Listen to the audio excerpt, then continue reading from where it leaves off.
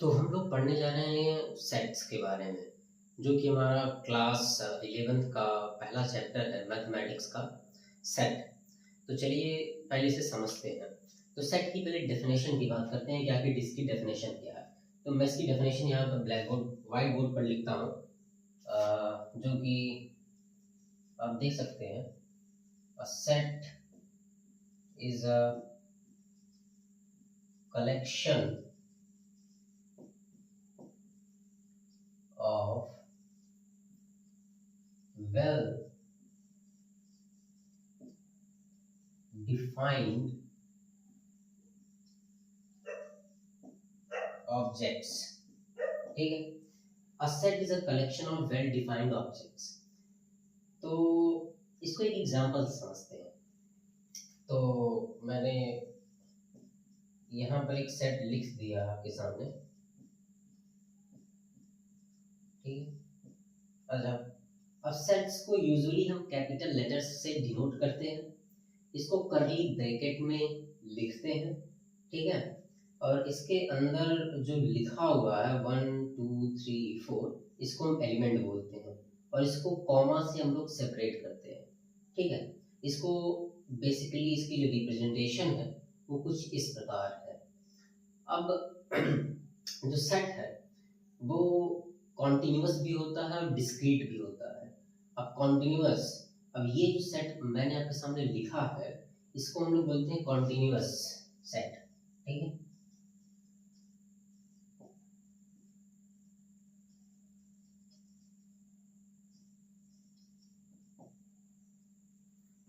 ठीक है। अगर मैं आपसे कहूँ कि राइट ऑल द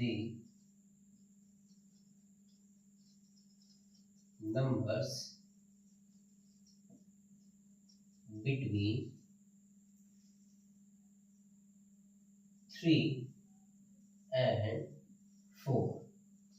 ठीक है, तो right all the numbers between 3 and 4, तो आप इसको किस तरह लिखेंगे? 3.1, हाँ भाई, 3.2, 3.02, 3.002, तो बहुत इनफाइनाइट नंबर्स आ जाएंगे। ठीक है, तो इसको लिखने का जो तरीका है वो हम लोग इसे कुछ इस तरह लिखते हैं, ध्यान से देखिएगा। ठीक है, इसको इस तरह लिख देते हैं। ठीक है, सॉरी, कॉन्टिन्यूअस सेट हम लोग इसे बोलते हैं, इसको बोलते हैं डिस्क्रीट।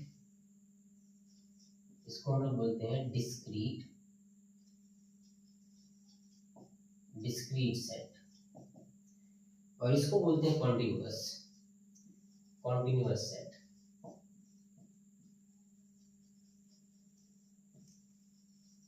ठीक है, तो ओवरऑल सेट ये होता है कि a set is a well defined collection, ठीक है, ऑफ डिफरेंट ऑब्जेक्ट्स।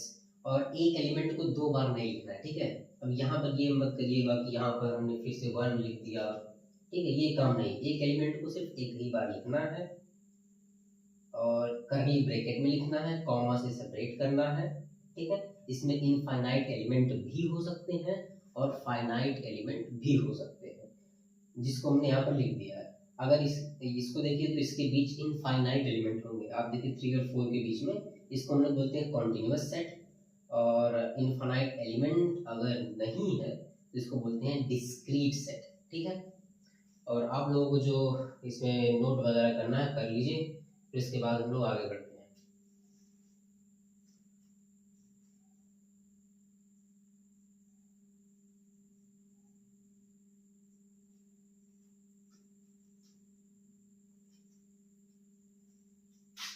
आप लोगों ने तो नोट कर लिया होगा, तो अब मैं इससे इरेज करने जा रहा हूँ।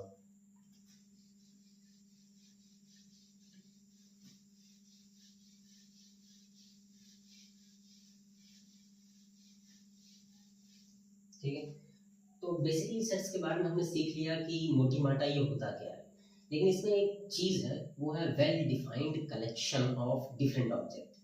बेसिकली मैं बात कर रहा हूँ वेल डिफाइंड कलेक्शन का मतलब क्या होता है। Well defined collection. I think this is the core of the topic. सारा ध्यान आपको इसी पर देना है कि वेल डिफाइंड कलेक्शन का मतलब क्या है। अब अगर मैं कहूँ कि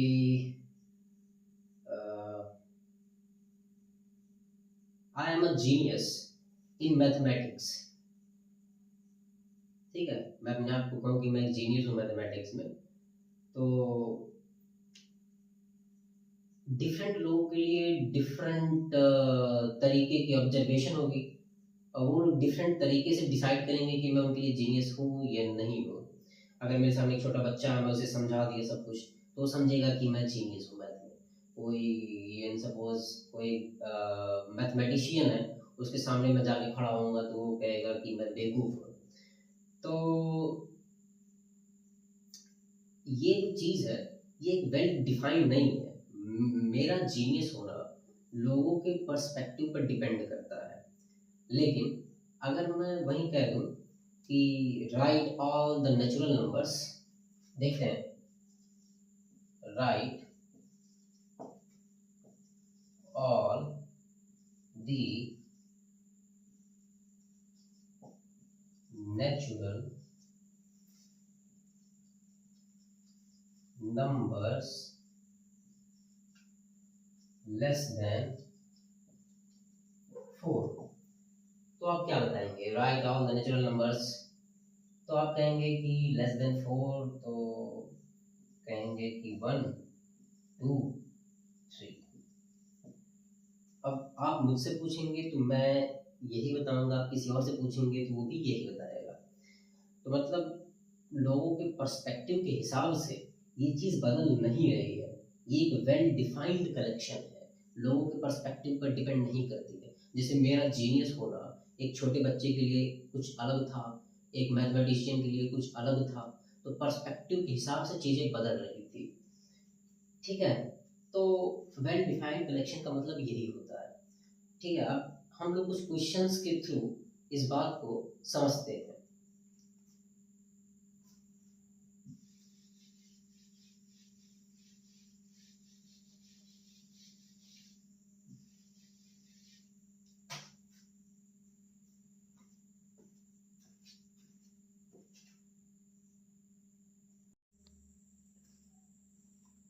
तो अब हम लोग देखते हैं कुछ क्वेश्चंस को, और उन क्वेश्चंस के थ्रू हम ये समझेंगे कि यहाँ पर सेट कौन सा होगा और सेट कौन सा नहीं होगा। तो पहला जो पार्ट है अगर हम उसे पढ़ें, तो a collection of all natural number less than 50।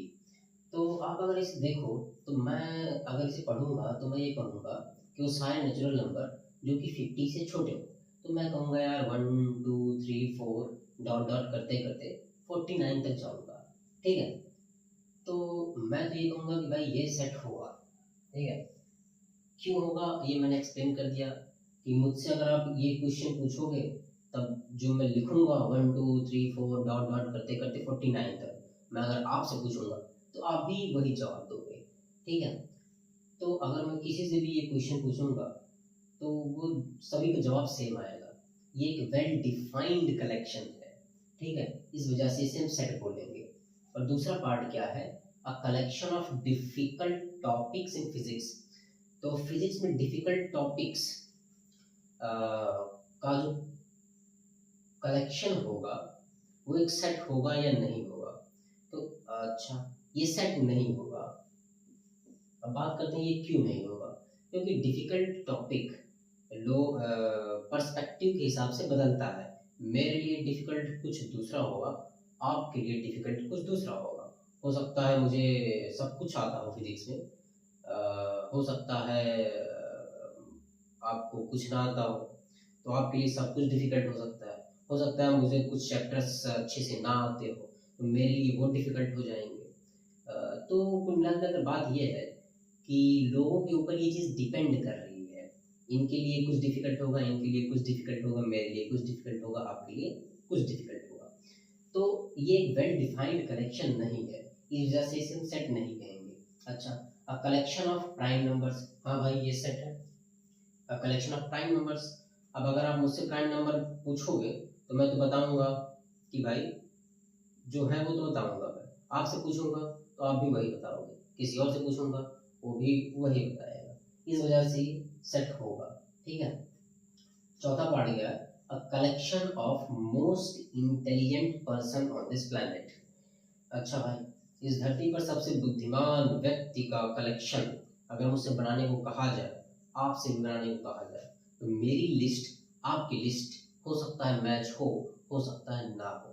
ठीक है, लिस्ट मैच होनी जरूरी है, तभी वो एक वेल डिफाइंड कलेक्शन होगा, क्योंकि लोगों के हिसाब से वरना वो चीज़ें बदलती रहेंगी, वो एक वेल डिफाइंड कलेक्शन नहीं होगा। तो इस हिसाब से नहीं बात कहेंगे कि भाई ये एक सेट नहीं होगा। अच्छा, नेक्स्ट क्या है, the collection of all letters of the word mathematics.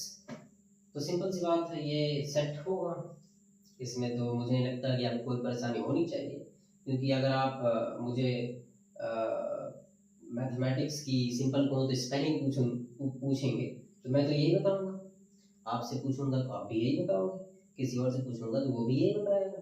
तो एक वेल डिफाइंड कलेक्शन है mathematics, as you can see. अच्छा, ये वाला पार्ट देखते हैं, the collection of intelligent students in the class.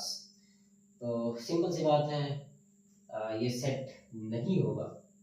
ठीक है, इसको आप बिल्कुल इस वाले लॉजिक से समझ सकते हैं।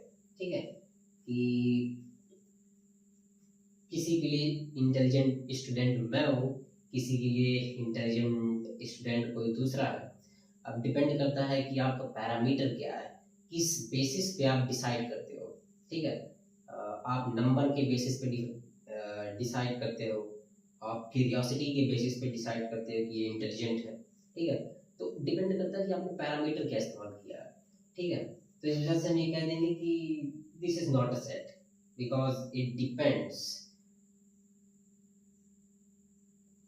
On something else. ठीक है, अच्छा, आखिरी पार्ट है the collection of whole numbers.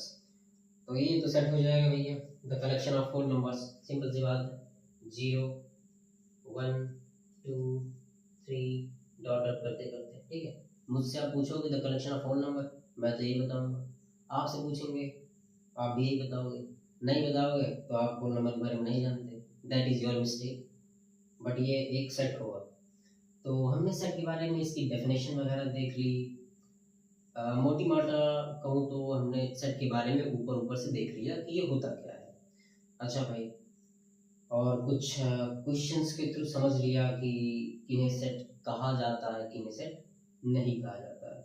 ठीक है, तो हम लोग इस चैप्टर में यूज होने वाले कुछ सिंबल्स को देख लेते हैं कि उन्हें लिखा कैसे जाता है और उनका मतलब क्या होता है, क्योंकि आगे चैप्टर हम धीरे धीरे जब पढ़ेंगे तो चीज़ों को समझने में भी आसानी होगी।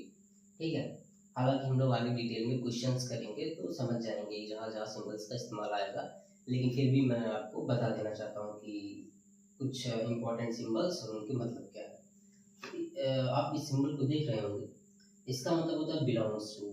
ठीक है, और ऐसे आपने इसको कट कर दिया तो इसको बोलते हैं डज नॉट बिलोंग टू। इस सिंबल्स को हम बोलते हैं सबसेट, और उल्टा करके ए लिख दिया हमने तो इसको बोलते हैं फॉर एवरी, और उल्टा करके ई लिख दिया इसको हम लोग पढ़ते हैं सच दैट, और हमने कुछ गोला बनाकर उसके ऊपर कट मार दिया तो इसको बोलते हैं नल सेट और वाइड सेट।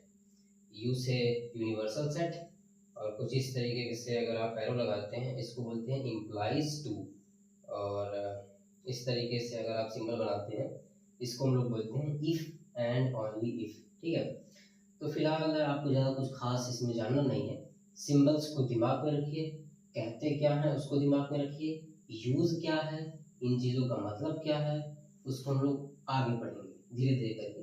ठीक है, तो फिलहाल सिंबल्स को आप लोग ध्यान में रखिएगा कि इस सिंबल्स को हम कहते क्या है, और फिलहाल इसका इस्तेमाल हम लोग आगे देखेंगे। ठीक है।